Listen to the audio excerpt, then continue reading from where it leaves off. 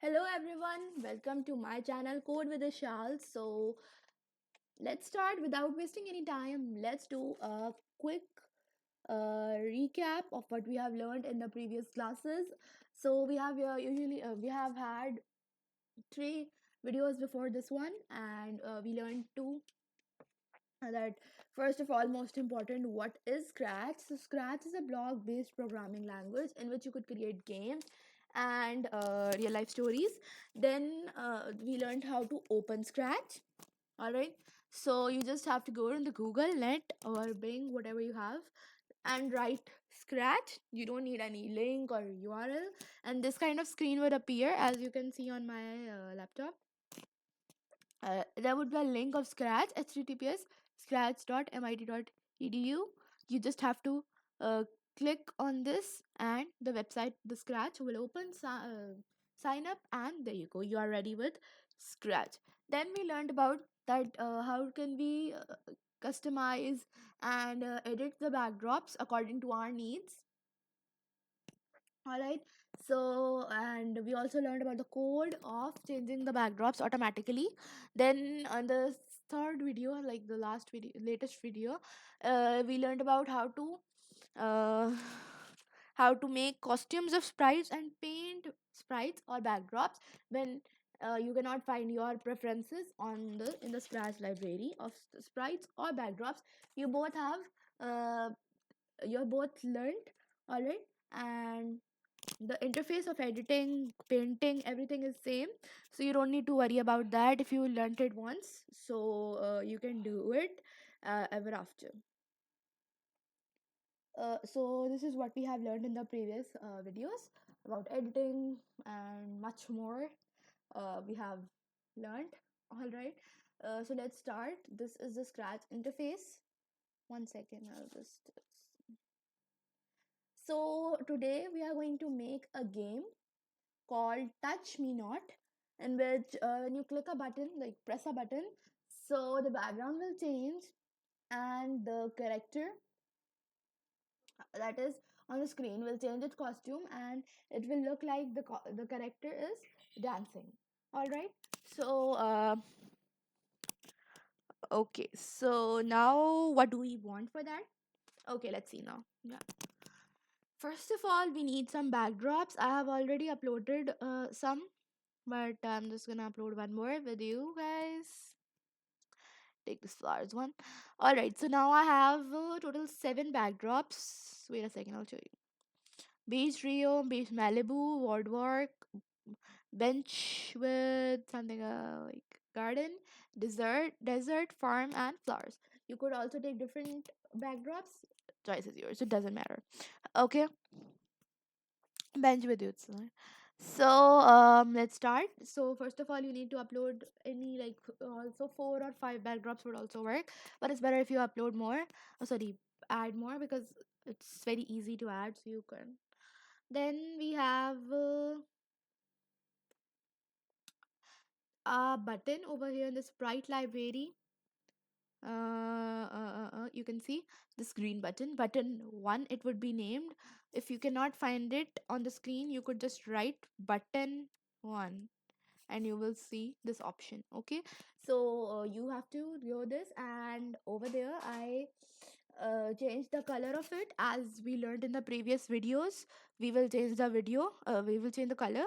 So you all know how to do that.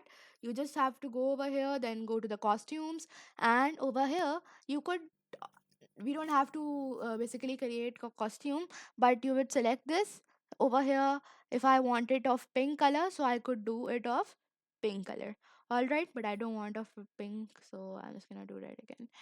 Okay, so this is how you can change the color. We have also learned it in the previous video. If you cannot understand it right now, that how are you done or something like that, so you can go to the previous video and understand from there in details.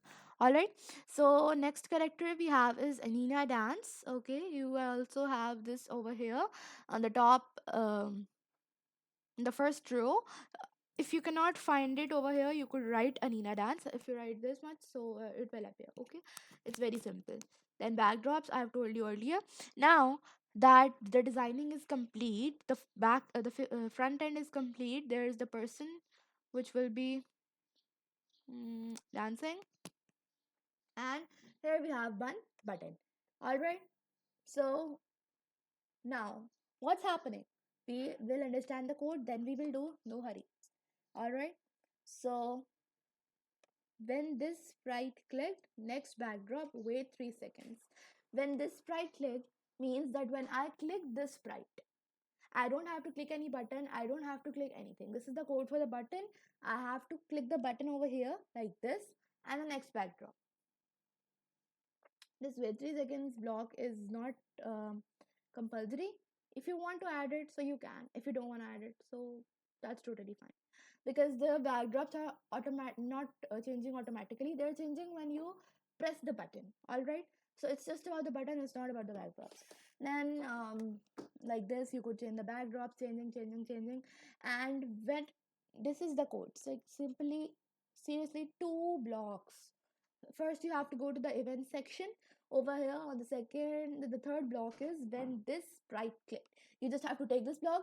How to take? Drag and drop, we have learned about it in the first video. You could take this over here, then go to the look section, which is on the second, then take the you could say four, five, six, seven, eighth block. Over here you could have this. Simple. It's very, very simple. Nothing is complex. I mean, nothing is difficult, bro. Um,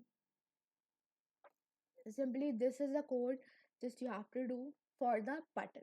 When you are doing the codes, we have to be attentive, like we have to be sure that we are doing the coding in the right sprite, because when I used to do this, like the coding on the scratch, so I usually used to made a mistake that I have done the button code in the any other sprite, and like messed up the codes with the uh, I've done the code of sprite 2 in the sprite 1 into sprite 2, sprite 3 into sprite 4 and 5, and so confusing. Like seriously, it's like, I can't tell you.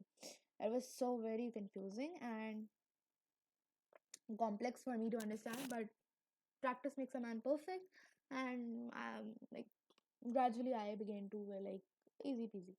This is the code block for when this sprite click, next backdrop. Simple.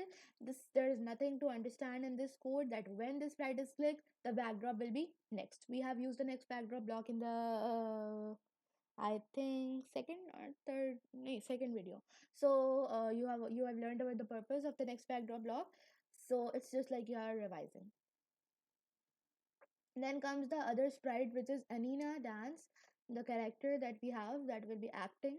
It's very simple. It's when this sprite click, similar, like same, that whenever the sprite is clicked like this, what will happen? Forever, just stop it right there.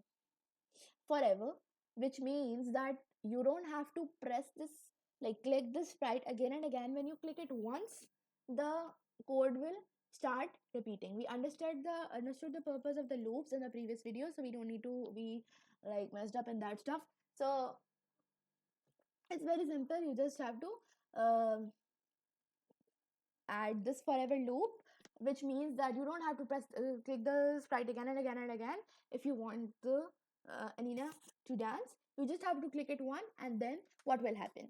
Forever, wait 0.95 seconds, because if we remove this block, let's see what happens if we remove this block. It's a funny one, something weird is gonna happen.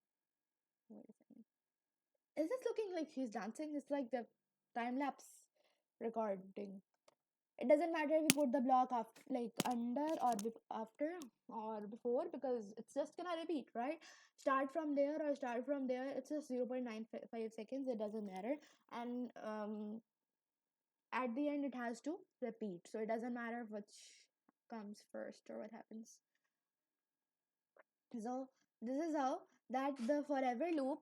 Then the next costume block, that as we used in the next backdrop, we also have a block called the next costume, in which it is like that when the this block is time for this block to work, the sprite changes the costume.